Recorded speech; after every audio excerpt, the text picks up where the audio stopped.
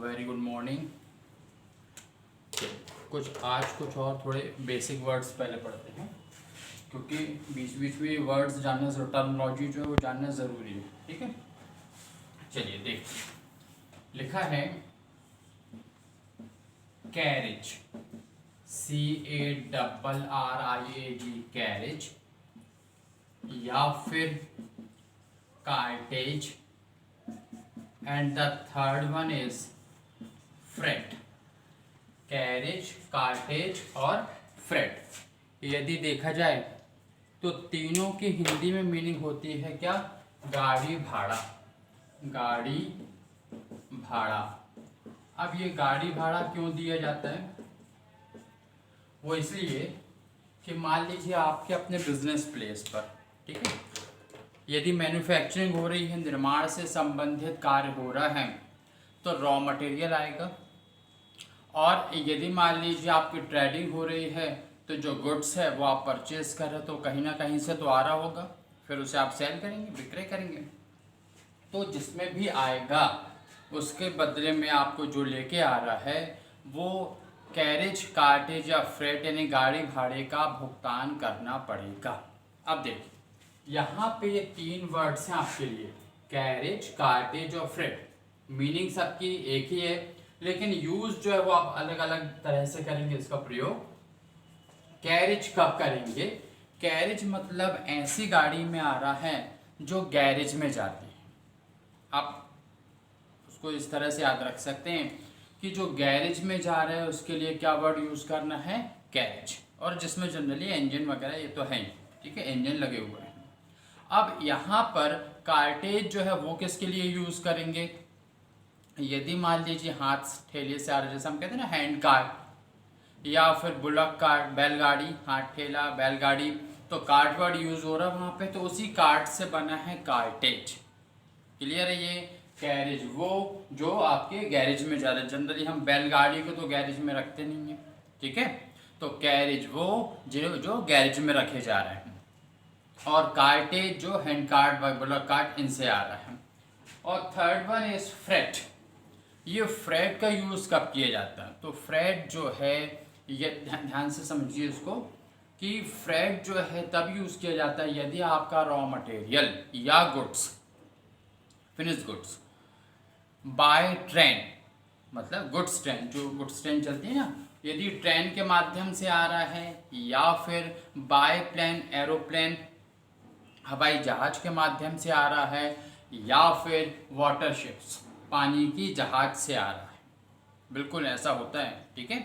तो यहाँ पर यदि ये तीन माध्यम से आ रहा है तो क्या वर्ड यूज करेंगे हम? फ्रेट।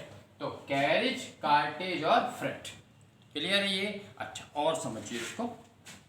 यहाँ पर आपने देखा होगा, जैसे आपको बताया था रिटर्न्स इनवर्ड, रिटर्न्स आउटवर्ड। तो पहले आप देखिए वर्ड की मीनिंग क्या थी? कैंपस। क्या थी? कैंपस।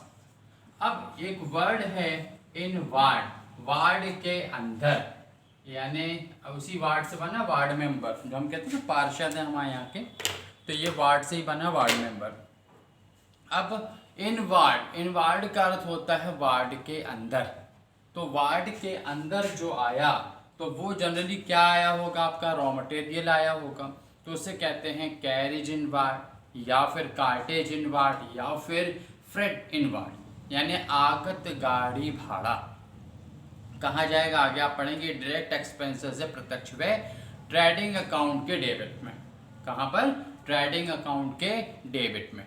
और आपके यहाँ से मैन्युफैक्चरिंग प्रोसेस हुई और उसके बाद ये गुड्स जो है फिनिश गुड्स में कन्वर्ट होके आपके वार्ड से बाहर गया, तो बाहर गया तब भी आपको इन गाड़ियों की आवश्यकता होगी, तो ये तब कैरेज लगेगा। तो उस कैरेज को क्या कहेंगे? Carriage outward. तो क्या हो गया?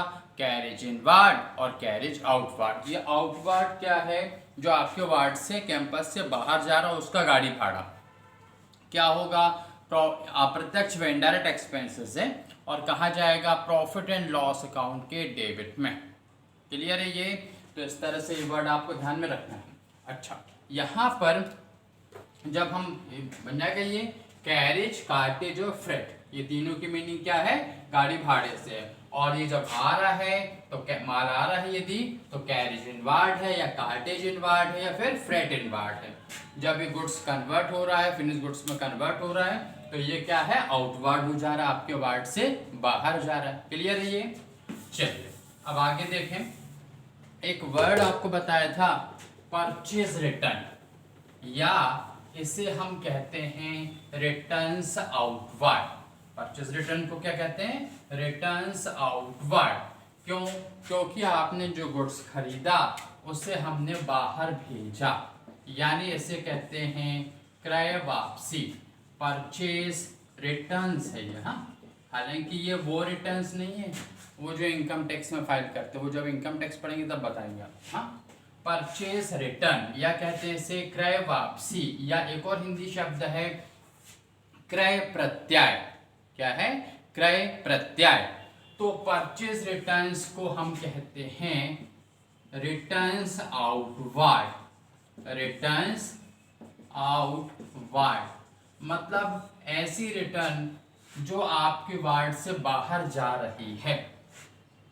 अब यदि मान लीजिए इसको वापस ही करना था तो फिर खरीदा ही क्यों? ठीक है, तो वो इसलिए क्योंकि आपने देखा होगा यदि आपके बिजनेस में गुड्स दूसरे शहर से आ रहा, तो जो प्रोप्राइटर साहब होते हैं वो एक आध बार या 2 बार या 3 बार तब तो ये वो शहर तक जाते हैं, उसके बाद जो है कॉल किया जाता उनको कि भैया गुड्स जो है वो भेज दीजिए। फिर उसके बाद में उनको जो पेमेंट कर दिया जाता, ऑनलाइन पेमेंट भी हो जाता है। अब वहाँ से गुड्स आया तो या तो ट्रेन से आ रहा होगा या इस तरह बाकी जो अदर मीन्स अन्य माध्यम उनसे आ रहा होगा। गुड्स आया और जब गोडाउन तक गया, गोडाउन, अभी आपको गोडाउन और वेयर हाउस का डिफरेंस भी बता देते हैं।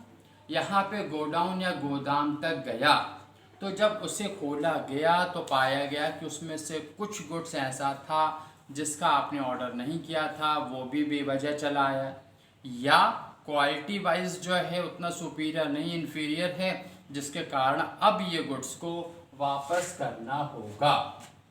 तो खरीदा हुआ माल आप जो है वापस कर, जनरली पूरा का पूरा नहीं करते। ये नहीं कि यदि मान लीजिए आपने 5 लाख रुपए का गुड्स परचेस कर लिया तो बस पूरा का पूरा वापस कर, जनरली ऐसा नहीं होता। 50,000, लाख, 1.25 लाख का वापस यदि आप कर रहे हैं तो ये जो वापसी है ये क्या कहलाएगी? आपकी रिटर्न्स आउटवर्ड। और जब यदि मान लीजिए जैसे आपने खरीदा हुआ माल वापस जा रहा है तो जो आपने अपने कस्टमर को बेचा वो वापस आ रहा है, तो इसे हम क्या कहते हैं? विक्रय वापसी या सेल्स रिटर्न्स, या फिर चूंकि यह वार्ड के अंदर आ रहा है तो इसे कहते हैं रिटर्न्स इनवार्ड, आंतरिक वापसी। क्या कहते हैं? आंतरिक वापसी, सेल्स रिटर्न या रिटर्न्स इनवार्ड, वार्ड के अंदर आ रहा है। अब यहाँ पर जनरली जो वापसी होती है तो होलसेलर, रिटेलर, डिस्ट्रीब्यूटर, इनके बीच में ज़्यादा होती है। जो नॉर्मल रिटेलर के पास में हम जैसे कस्टमर जाते हैं तो वो वापसी के लिए आपने देखा होगा दुकानों पे एक स्टिकर लगा रहते हैं ना, बिका हुआ माल वापस नहीं होगा। तो बस थोड़े बहुत यदि चेंज करना, एक्सचेंज करना, रिप्लेस करना तो हो जाता है, अदरवाइज जो है ये नहीं कि आप गुड्स वापस करें और बोले कैश वापस कर दीजिए, ऐसा जनरली नहीं होता। तो ये जो वापसी है ये किनके बीच में हो रही है? वही होलसेलर, रिटेलर, मैन्युफैक्चरर, डिस्ट्रीब्यूटर, इन सब के बीच में ये जो वापसी हो रही है। तो परचेज रिटर्न है तो क्या कहलाएगी? Returns outward. और यदि मान लीजिए सेल्स रिटर्न है जो कि गुड्स अंदर आ रहा है, इसलिए इसे कहते हैं रिटर्न्स इनवर्ड। क्लियर है ये? अच्छा, गोडाउन और वेयर हाउस में थोड़ा सा डिफरेंस आप समझ लीजिए कि किस तरह से। यहाँ पर गो डाउन शब्द से ही है, आपने देखा होगा पुराने समय में और अभी भी कभी कभी मकानों के नीचे तलघरे बना दिए जाते थे। ठीक है, तो उसी तलघरे जो आप सीढ़ियों से नीचे उतर के गए उसी से शब्द बना है गो डाउन, यानी नीचे जाओ। अब नीचे जाओ और सामान वहां पे रखिए, पूरा आप जो अपने जो जितना भी गुड्स है आपका वो रख सकते हैं। तो ये क्या बन गया? इससे गोदाम। और एक वर्ड यूज होता है आजकल वेयर हाउसेस या वेयर हाउस। तो वेयर का मतलब क्या होता है, सामग्री, और हाउस का मतलब क्या है, घर। तो क्या बन गया ये आपका सामग्री घर या सामग्री का घर या सामग्री रखने का घर। तो इस तरह से ये वेयर हाउस हम कहाँ देखते हैं, ये जनरली जमीन के नीचे तलघरे बनाए जाते हैं, वो गोडाउन हैं। और वेयर हाउस जो है आपने देखा होगा हाईवेज पे, जो आप राष्ट्रीय राजमार्ग और ये सब जो होते हैं, तो वहाँ पर सड़क किनारे थोड़ा डिस्टेंस लेते हो, ये नहीं कि बिल्कुल किनारे, सड़क के आप दाएं बाएं देखेंगे बड़े बड़े जो है इस प्रकार के सामग्री रखने के हाउसेस बने रहते हैं, ये कहलाते हैं वेयर हाउस। क्लियर है, ये सामान्य बोलचाल की भाषा में गोदाम कह देते हैं। क्लियर, लेकिन गोदाम का अर्थ क्या है, यदि बेसिकली आप देखा जाए तो ये गोडाउन से है। समझ में, तो ये गोडाउन या वेयर हाउस है। Returns inward, sales inward, ये सब समझ में आ गया। चलिए अब आगे देखें अपन, बैंक से रिलेवेंट जो है आपको जर्नल एंट्रीज बताते हैं। ठीक है, अब यहाँ पर बैंक में अकाउंट ओपन किया, बैंक में खाता खोला। अब बैंक में खाता खोला तो आप उस दृश्य की कल्पना कीजिए, उस सीन को इमेजिन कीजिए कि आप बैंक गए और बैंक के काउंटर पे जो है आपने कहा कि सर बैंक में अकाउंट खोलना है। ठीक है, वो आपको जो है एक फॉर्म देंगे। फॉर्म आप जो है जितना आपसे, वहाँ जो फर्नीचर रखा रहता है, सोफे वगैरह, आप बैठे और जितना आपसे बन सकता था उसको फिल करते। और आप शायद एक आध दिन पहले पता भी कर गए होंगे, तो ये भी अब आपको पता है कि कौन से डॉक्यूमेंट जो उसमें अटैच करना, साथ में क्या क्या लगाना, आधार, पैन कार्ड और ये सब फोटो वगैरह। अब आपने जितना बन सकता था आपने फॉर्म को फिल किया, और जो नहीं बनता वो वहीं पर जो एम्प्लॉयज़ है, बैंक के एम्प्लॉयज़, उनके पास जाके उनसे कहा कि भैया इनको फिल कर दीजिए। चलिए, अब यहाँ तक आपको कोई जर्नल एंट्रीज नहीं करनी है। और ये जो जर्नल एंट्री करेंगे वो कौन, जो बिजनेसमैन हैं या जो प्रोफेशनल्स हैं वो जर्नल एंट्री करेंगे।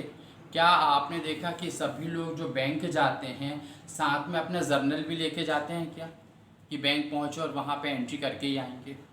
ऐसा तो बिल्कुल नहीं होता।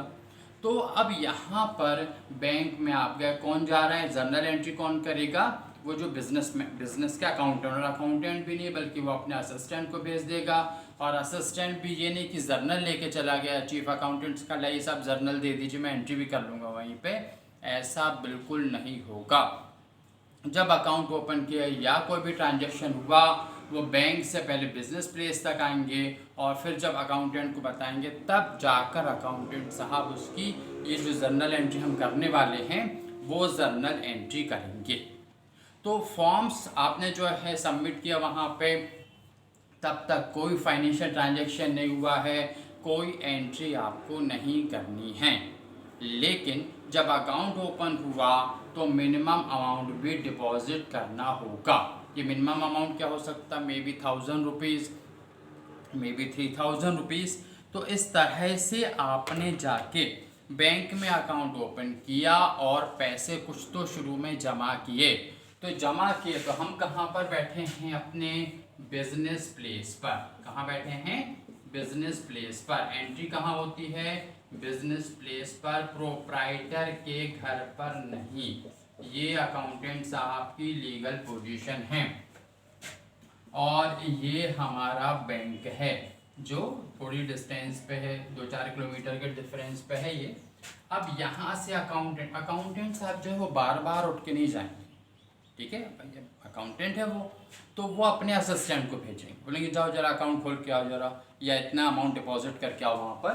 तो ये यहाँ से वो जो असिस्टेंट है वो गया, उसके बाद में यहाँ पर जाके अकाउंट ओपन हुआ, खाता खोला गया, पैसे जमा किए गए, वो इन्फॉर्मेशन आके फिर देंगे साहब अकाउंट ओपन कर लिया, अकाउंटेंट साहब यहाँ बैठे हुए हैं, तब वो एंट्री करेंगे। कहाँ, बिजनेस प्लेस पे, बैंक में नहीं।